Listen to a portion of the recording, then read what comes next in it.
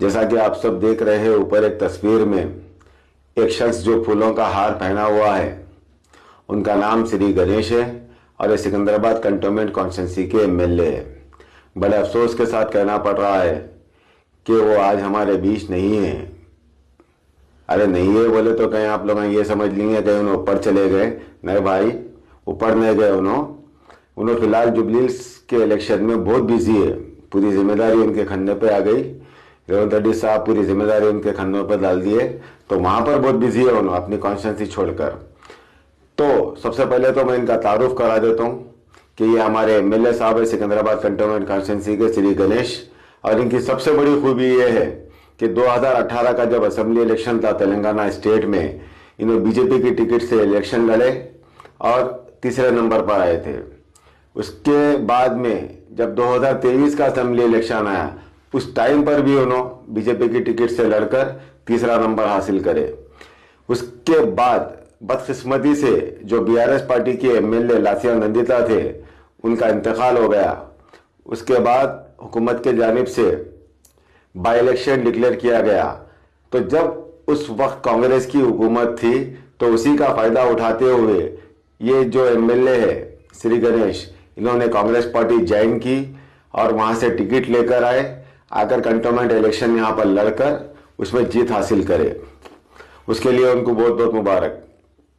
तो आज मैं इस वीडियो के जरिए हमारे जुबली हिल्स कॉन्स्टिट्यूंसी के जो मुसलमान हैं और जुबली हिल्स कॉन्स्टिट्यूंसी की जो आवाम है, आप लोगों को ये पैगाम देना चाह रहा हूं कि आजकल हमारा जो कंटोनमेंट कॉन्स्टिट्यूंसी का एमएलए है, वो आपके गलियों में सदका फिर रहा है वोटों की भीख मांगते हुए।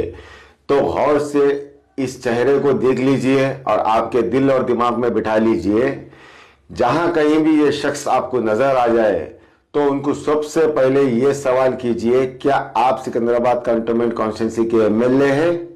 फिर उसके बाद में उनसे ये पूछिए कि क्या आप अपनी कॉन्स्टिट्यूंसी के मुसलमान का हर काम कर रहे हैं?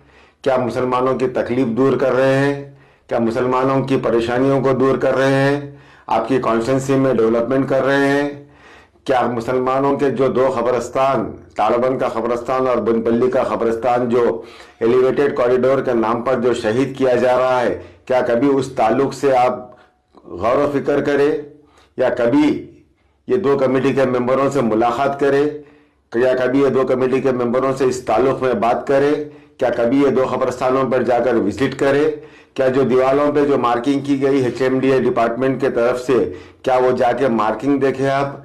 कभी ये वहां के दो खबरस्तान के ताल्लुक से इस मुद्दे को कभी असेंबली में उछाले आप? कभी इस दो खबरस्तान के मसलों को सीएम रेवंत रेड्डी साहब के सामने जाकर इस मुद्दे पर बात करके इसका प्लान में मॉडिफाई कराने की कोशिश करें? मैं 100% गारंटी के साथ बोल रहा हूं कि इनके पास कुछ जवाब ही नहीं रहेगा।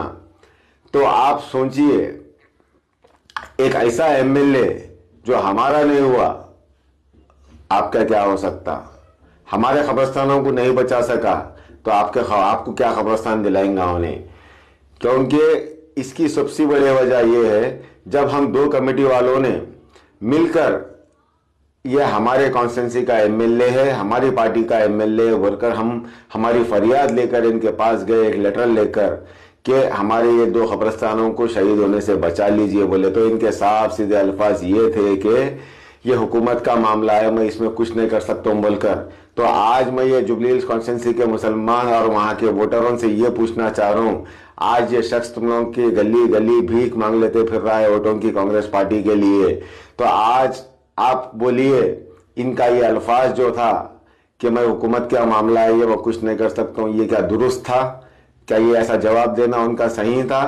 क्या आप बोलिए, क्या हुकूमत का मामला बोलकर जो इस बात को अनजान मारकर जो 10 महीने से खामोश बैठे हुए हैं, क्या इन्हें हुकूमत का हिस्सा नहीं है? तेलंगाना स्टेट के 119 असेंबली कॉन्स्टिट्यूंसी में से एक असेंबली कॉन्स्टिट्यूंसी सिकंदराबाद कंटोनमेंट की, उसके एमएलए नहीं है इन्हों? क्या ये गवर्नमेंट का हिस्सा नहीं है? क्या इन्हों रेवंत रेड्डी साहब से बात नहीं कर सकते थे? क्या असेंबली में मुद्दा नहीं उठा सकते? तो मैं यही बोलना चाह रहा हूं आपको कि बाई इलेक्शन में इनके काफी बड़े बड़े वादे थे मुसलमानों को लेकर, जैसा बाई इलेक्शन जीतते कि 2 महीने में हमको नोटिस मिल गए कब्रिस्तान के ताल्लुक से। तो बस मैं यही आप लोगों को बताना चाह रहा था कि इस तरीके से हम मुसलमानों को सिकंदराबाद कंटोनमेंट कॉन्स्टिट्यूंसी में धोखा दिया गया है। वादे तो बड़े बड़े किए गए हैं बाई इलेक्शन से पहले, लेकिन बाई इलेक्शन होने के बाद, जीत हासिल होने के बाद में हम मुसलमान को धोखा दिया गया है। तो आप लोगों का ये चीज को मेरी गौर व फिक्र कीजिए और फैसला मैं आप पर छोड़ता हूं कि आगे क्या करना है। और साथ ही साथ हमारे इस कंटोनमेंट कॉन्स्टिट्यूंसी के जो एमएलए श्री गणेश है, उनको मैं साफ वाज़ेह ये कर देना चाह रहा हूं कि अगर हमारे कब्रिस्तान की दीवार को धक्का लगा या एक भी खबर को शहीद किया जाएगा तो आपको सिकंदराबाद कंटोनमेंट कॉन्स्टिट्यूंसी का मुसलमान जिंदगी में कभी माफ नहीं करेगा।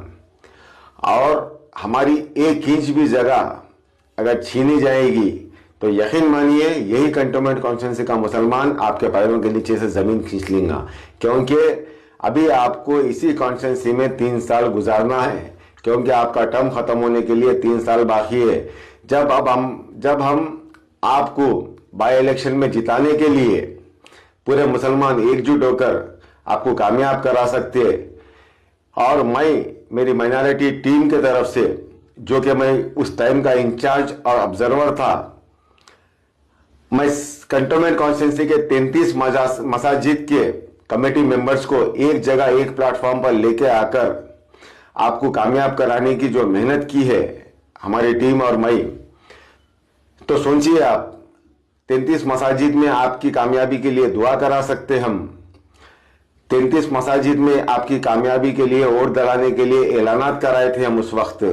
तो यकीन मानिए अगर हमारी इस जमीन को छीना जाएगा, कब्रिस्तान को शहीद किया गया, तो यकीनन हम कंटोनमेंट कॉन्स्टिट्यूंसी का मुसलमान फिर एक बार दोबारा इसी 33 मसाजिद में आपके हक में दुआ करेंगे और दोबारा फिर एक बार बाई इलेक्शन होने की हम अल्लाह से फरियाद करेंगे। तो सोचिए, ये मेरी बात को गौर कीजिए, मैं कितनी बड़ी बात बोल चुका हूं आपको ये।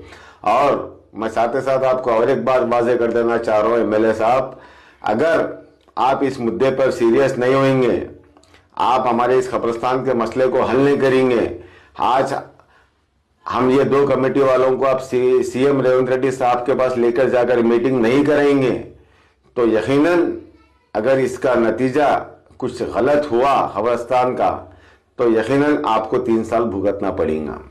आप हमारी ये वार्निंग समझ लीजिए या दरख्वास्त समझ लीजिए, वो आपकी जहन पर डिपेंड करता है। आप इसको जो तरीके से समझना है समझ सकते, क्योंकि आप सोच रहे होंगे कि हमको हुकूमत के तरफ से डरा के धमका कर खामोश बिठाने की कोशिश करेंगे।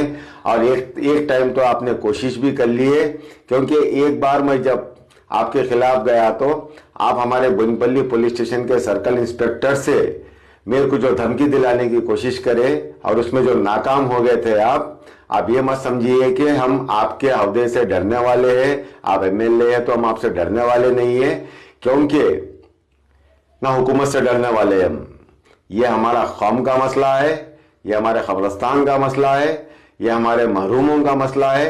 क्योंकि आपको जिताने में जितने भी कब्रिस्तान कमेटी या मसाजिद के कमेटी है, आज वही कंटोनमेंट कॉन्स्टिट्यूंसी के उनके घर वाले हो या दोस्त अहबाब हो, हमारे बाप दादा उसी 2 कब्रिस्तानों में दफन है। और उसको बचाने के लिए हम जो हद तक जाना है हम बराबर जाएंगे इंशाल्लाह, क्योंकि भले हमारा साथ कोई दो या ना दो, अल्लाह हमारे साथ है और अल्लाह की हिफाजत में हम मौजूद है और अल्लाह ही हमारा निगहबान है।